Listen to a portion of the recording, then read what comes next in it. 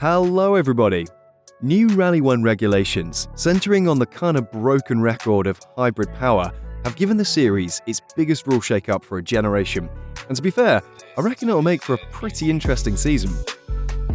Having said our goodbyes to last year's modern Group B monsters, the all-new 500 brake horsepower beasts are set to be unleashed this weekend in Monte Carlo's season opener.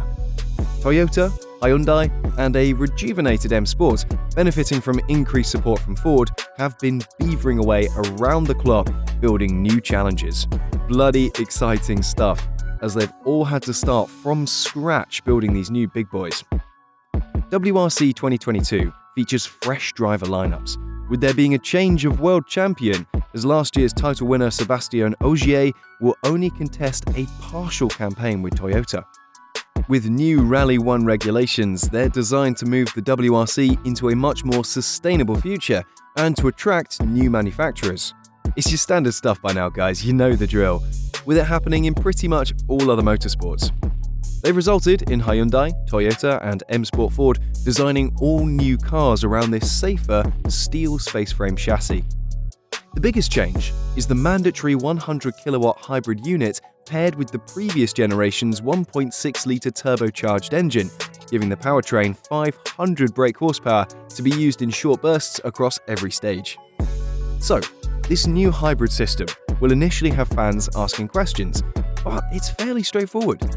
Drivers will be required to use hybrid power during every stage, with power boosts activated by the throttle pedal, while further boosts will be unlocked through energy regeneration under braking. Pilots will be required to generate 30 kilojoules of energy before another boost is granted. That will be used the next time they touch the throttle pedal.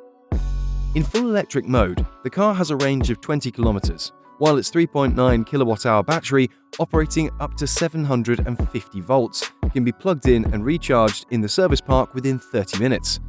The hybrid unit can withstand an impact of 70 Gs. That's insane.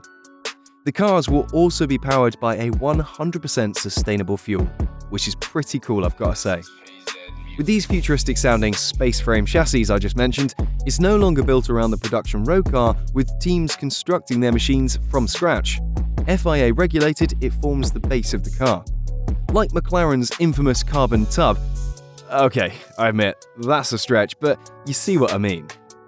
According to various tests carried out, side impacts showed a 51% reduction in intrusion. The roof section can absorb energy up to 115% better than a previous WRC body shell reinforced by a traditional roll cage. A frontal impact against a rigid obstruction resulted in 70% less intrusion in the bulkhead area, protecting the crew's feet and legs. Hyundai's Thierry Neuville has already hailed the new safer chassis for allowing him to walk away from a nasty testing crash in December. The cars will also be up to 70 kilograms heavier because of the hybrid system, bringing their weight up to roughly 1,260 kilograms total. More regulations have pretty much abolished aerodynamic aids like wings and flicks outside of the front splitter and rear wing. Overall downforce created and its effect on the car has been reduced by about 15%. There have been what I'm sure will be noticeable changes to handling. Trick center differentials are now banned in favor of simpler limited slip differentials that effectively split the torque 50-50 between the front and rear wheels. Suspension travel has also been reduced to 270mm. While this will have no effect on tarmac, the difference will be noticed on rougher gravel stages. Pirelli has altered the construction of its tyres to counteract the effect of the extra 70 kilograms load. Air-cooled 300mm brake discs will be used on tarmac rallies, with 370mm versions fitted for gravel events. So, the contenders. First up is Toyota Gazoo Racing with their GR Yaris Rally 1. Sébastien Ogier's decision to contest a handful of rounds means the WRC has undergone a busy season with Toyota, Hyundai, and M Sport reshuffling their driver lineups. Elfyn Evans, runner-up for the past 2 years, remains at Toyota alongside two-time rally winner Kalle Rovanperä, while Pekka Lape has returned to WRC's top flight to share the third GR Yaris with Ogier. Lape claimed his only WRC win with Toyota in Finland in 2017 and has been offered a second chance after dropping off the radar following spells at Citroën and M Sport. Takamoto Katsuta continues in Toyota's development car after podium placement last year.